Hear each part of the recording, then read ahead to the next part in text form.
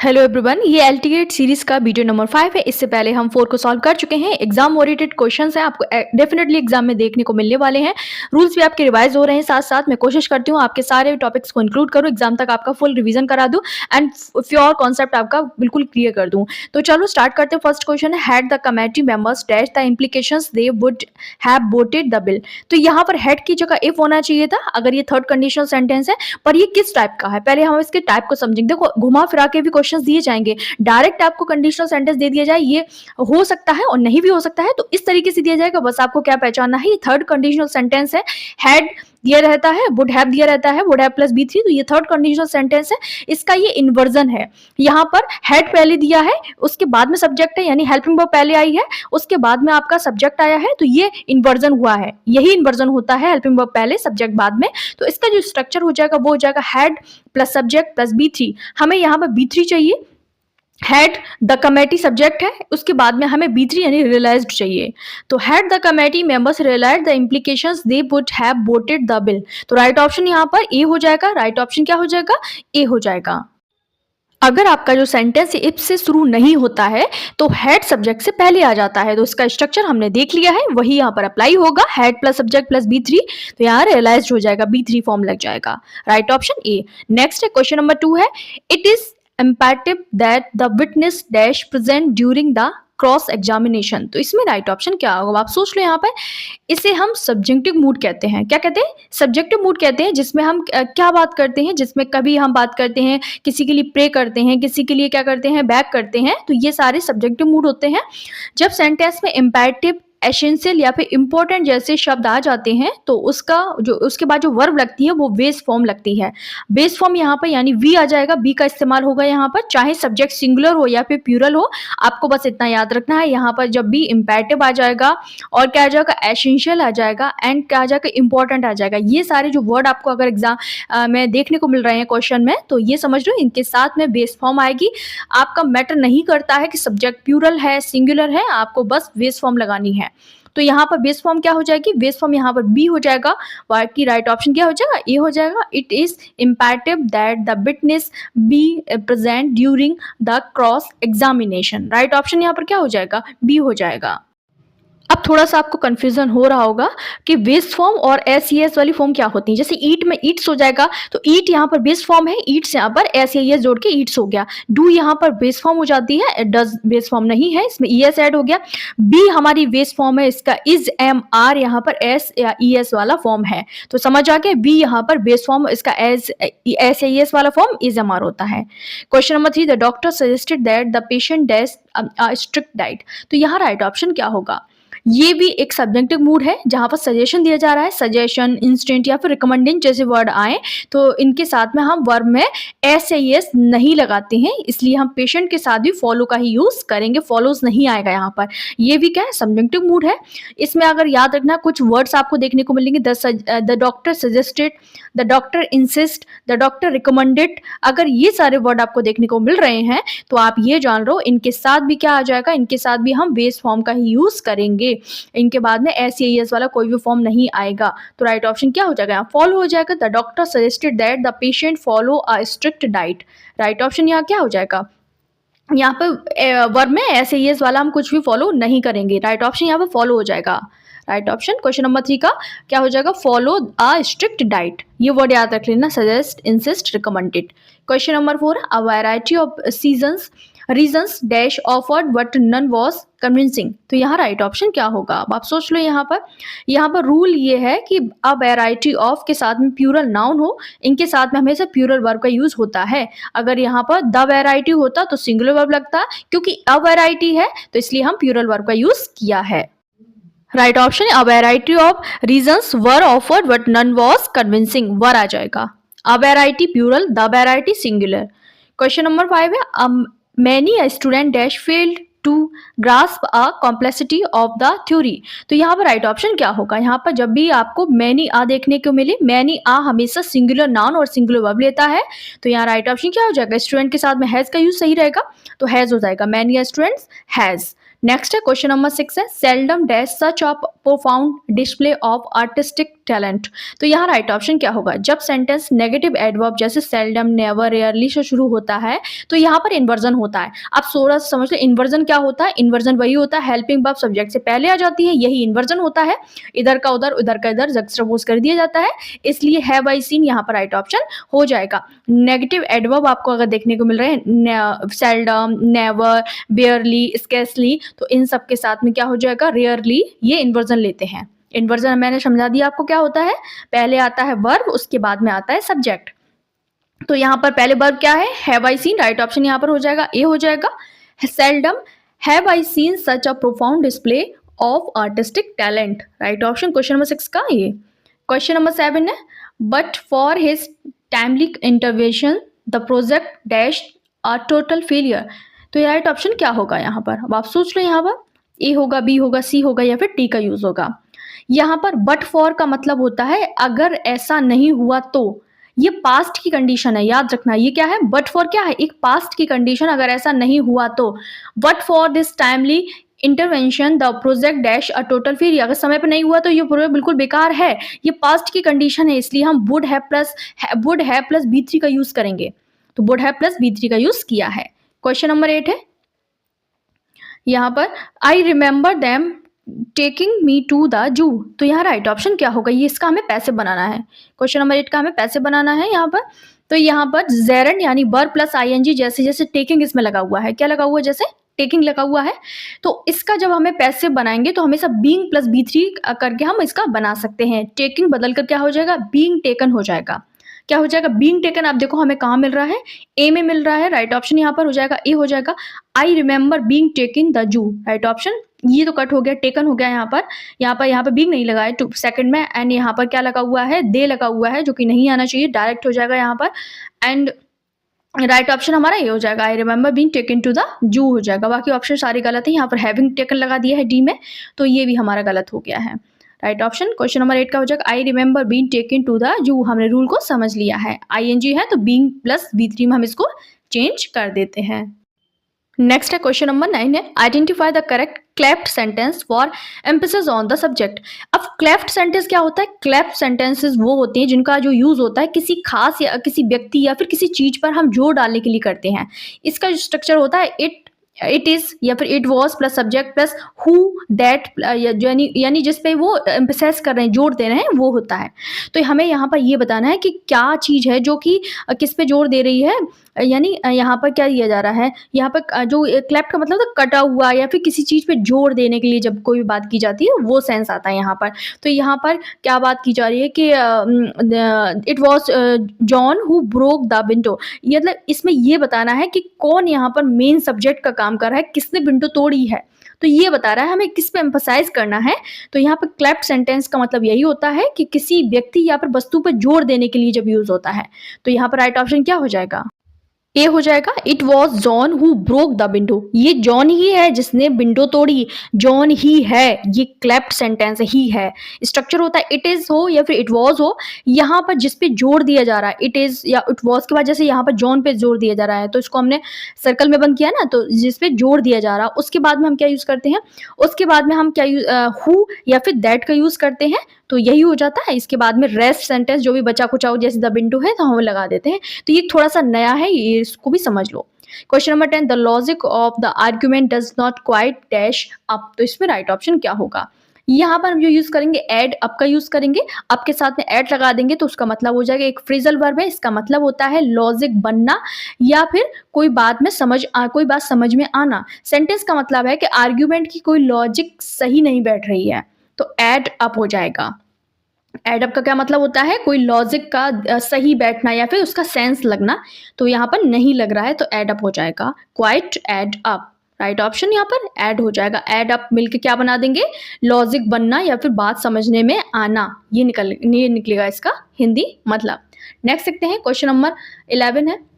Question number 11 है he was dash with the task of organising the entire seminar. तो यहाँ right option क्या होगा? यहाँ पर जो यूज होगा वो सैडल्ड का यूज होगा। सैडल्ड का मतलब होता है, सैडल्ड विद एक ईडियम है जिसका मतलब होता है किसी पर कोई भारी जिम्मेदारी या फिर बोझ डाल देना जो वो नहीं चाहता है। यानी जैसे कोई जिम्मेदारी नहीं लेना चाहता है, फिर भी उसको जानबूझ के जिम्मेदारी दे दी गई, बड़ा काम दे दिया गया, उसको बोलते हैं सैडल्ड विद।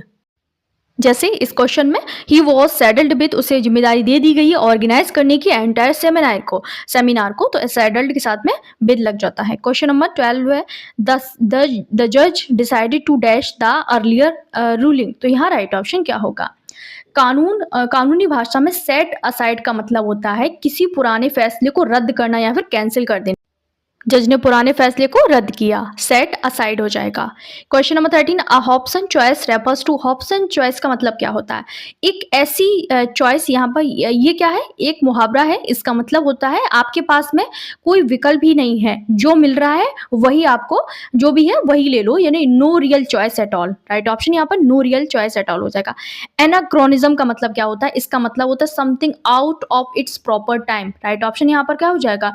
यहाँ पर हो जाएगा, अब ए हो जाएगा, कोई ऐसी चीज जो अपना सही समय या फिर जो काल है उस पर ना होके, जैसे किसी पुरानी फिल्म में आपको लगे कि कोई हीरो है जो भी एक्टर है, इसने न्यू मॉडर्न कोई मॉडर्न घड़ी पहन रखी है हाथ में, तो ऐसे मतलब जो उस समय से कोई लेना ही देना नहीं है उस समय का इस समय से, तो ऐसा कुछ हो जाए तो एनाक्रोनिज्म कहते हैं ऐसे। कोई चीज जो जो जो अभी समय चल रहा है उससे अलग है। क्वेश्चन नंबर 15 है चूज द सिनोनिम ऑफ एब्निकेशन। एब्निकेशन का आपको सिनोनिम बताना है।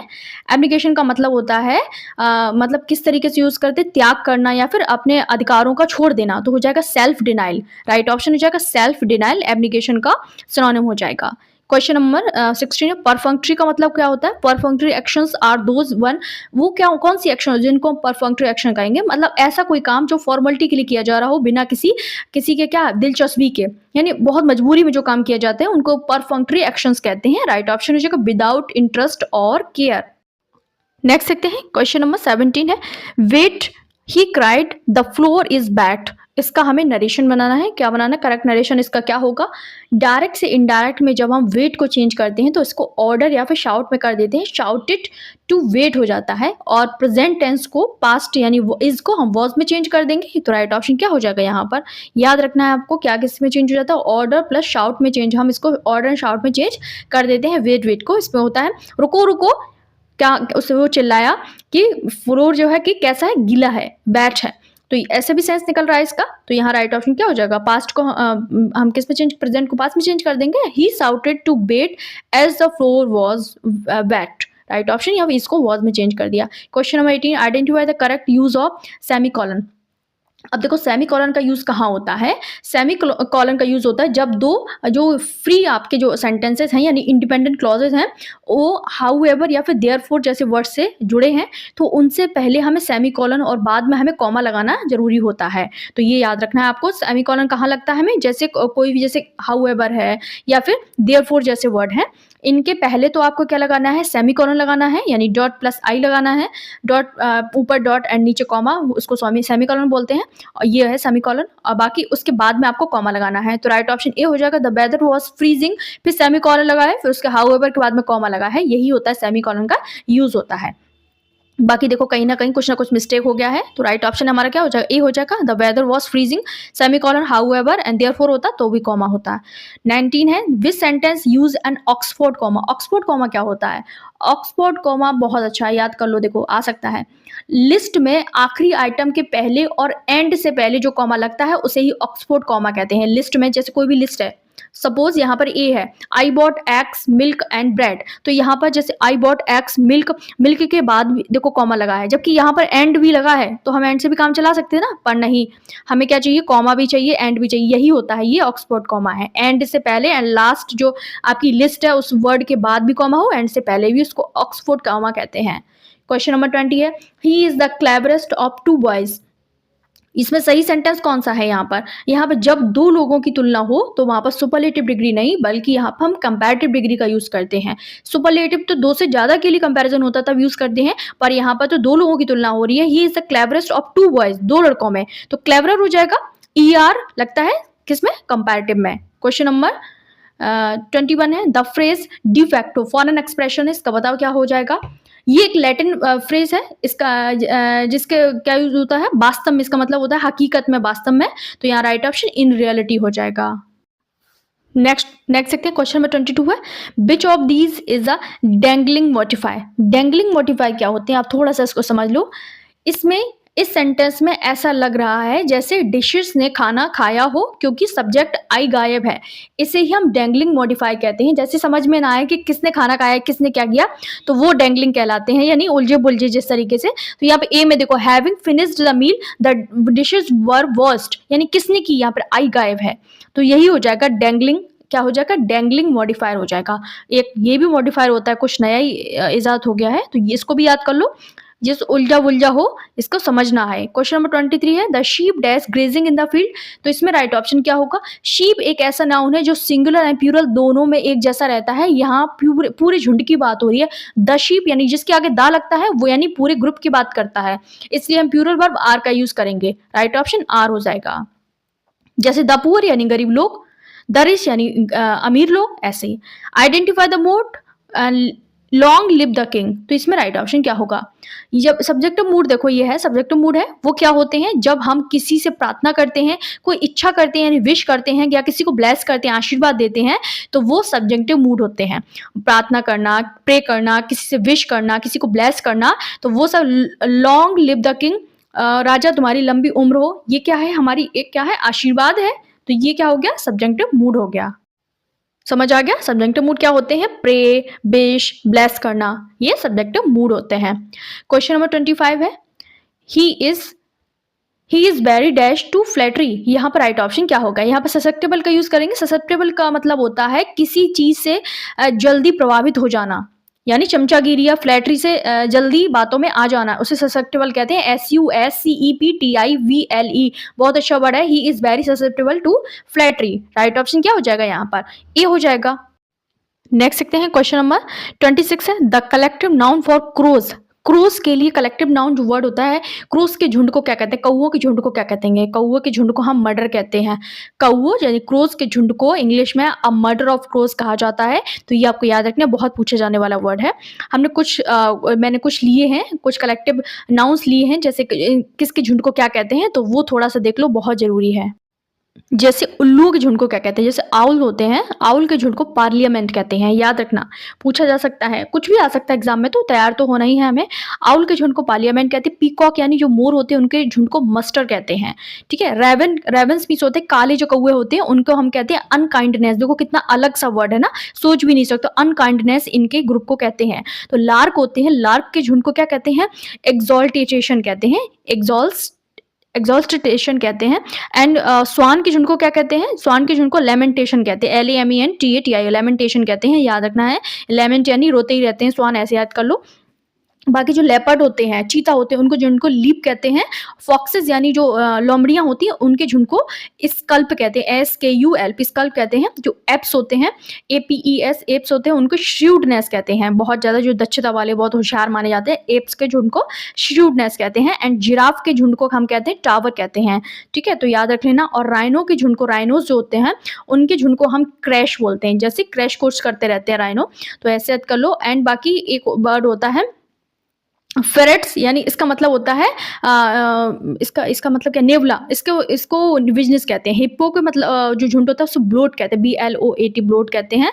और बाकी हमने देख लिया, और देख लेते हैं कैटरपिलर जो होती हैं, कैटरपिलर्स जो होते हैं, तो उनके झुंड को, कैटरपिलर्स को हिंदी में क्या कहते हैं, याद नहीं आ रहा है। इसको आर्मी कहते हैं। एंड टोट्स के झुंड को नोट कहते हैं, KNOAT, नोट कहते हैं। एंड जो जेली फिश होती है उनको स्मैक कहते हैं, SMAC, स्मैक कहते हैं।